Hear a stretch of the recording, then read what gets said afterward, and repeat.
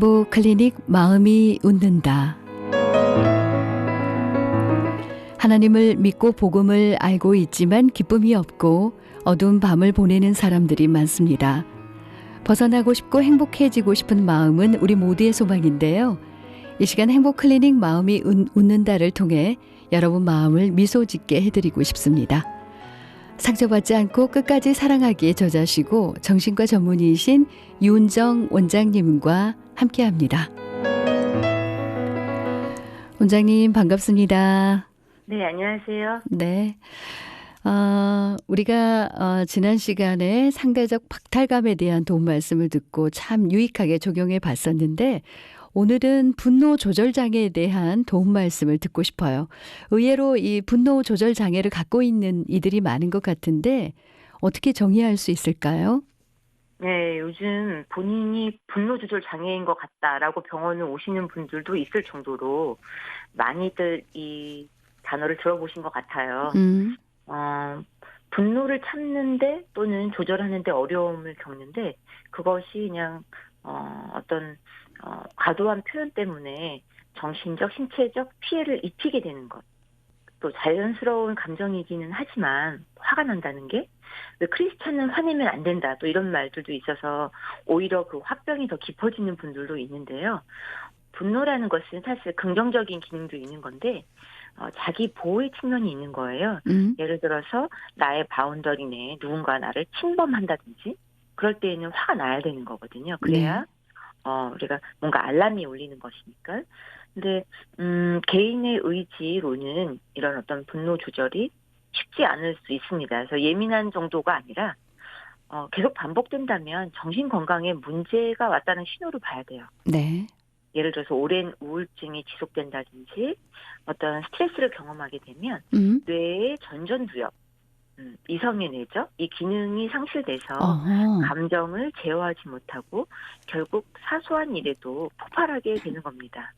그러면은 우리가 이제 나도 분노 조절 장애야 이렇게 느꼈을 때 어느 정도의 화를 내는 것을 그 범주에 넣는 건가요? 분노 조절 장애는 사실 병원에서 쓰는 진단명은 간헐적 폭발 장애라고 해서 충동 조절의 문제로 봅니다. 자가 진단 기준들이 있는데요.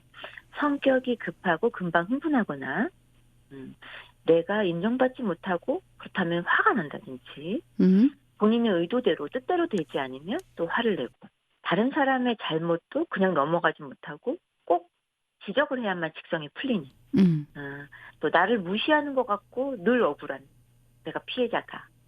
또 화나면 거친 말을 하거나 폭력을 행사하는 것이 습관적으로 반복된다면 우리가 의심해 볼 수 있는데요. 두 가지 유형이 있습니다. 충동형, 분노 폭발형. 분노를 유발하는 상황에서 우발적으로 폭발하는 경우가 있고요. 습관적 분노 폭발. 예를 들어서 경험적으로 학습되면서 습관화되는 것. 사실 화를 내는 것은 학습이 됩니다. 결국은 우리가 대물림 된다는 거죠. 네. 이게 습관적으로 하다 보니까 학습이 돼서 어떻게 내 몸에 배어버리는 그런 경우라고도 볼 수가 있겠네요. 근데 이제 우리나라에 굉장히 흔하죠. 근데 목소리 큰 사람이 이긴다 이런 말 있잖아요. 다행히 또 자가 진단을 해볼 수 있는 방법이 있다는 게 그나마 다행이라는 생각이 들고요.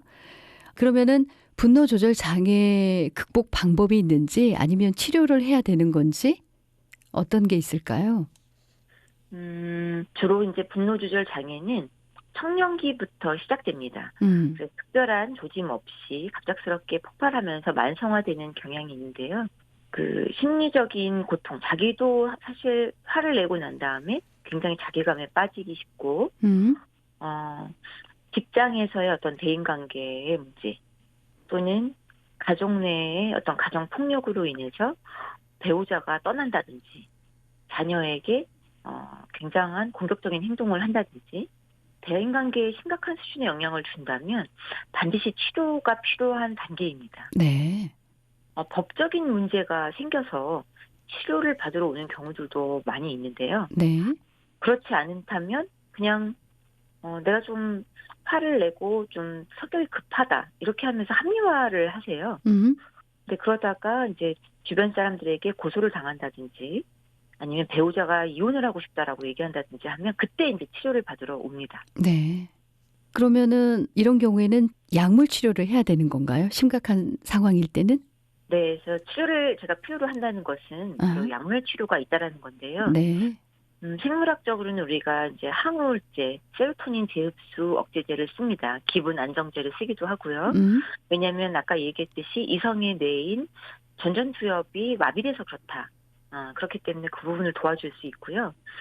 심리 치료가 도움이 되기도 하는데 치료를 받으려는 동기가 없는 상태에서는 참 치료가 어렵습니다. 음, 그러나 법적인 문제가 있다든지 뭐 배우자가 이혼을 하겠다, 자녀를 격리시켜야 되는 상황이 되면 그때는 이제 치료를 받는데 심리 치료는 주로 본인이 어렸을 때 학대의 경험이 있는 경우가 많고 폭력적인 가족 환경에서 자라면서 그것을 학습하는 것을 우리가 치료를 합니다. 음.